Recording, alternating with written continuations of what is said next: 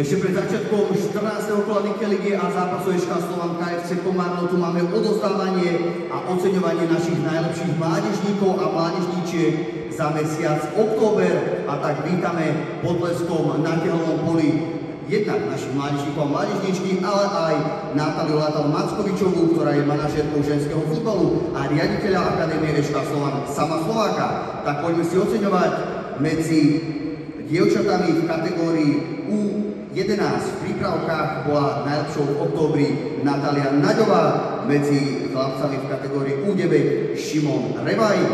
Ďalej ideme na kategóriu U13, teda žiačky.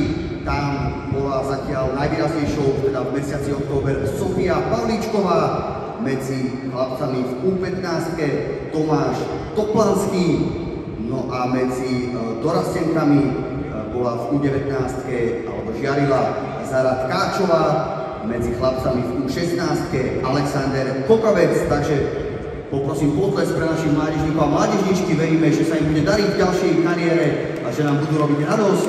Ďakujeme zároveň aj Natálii Mackovičovej a Samovi Slovákovi za oceňovanie a samozrejme prajeme veľa síl, aby sa im v tomto zápase v rámci 14. kola Nike ligy darilo. Takže ešte raz, veľa si do toho! Poposúvajte sa ešte bližšie následné exográcie, následné exográcie spolu v tom kotli.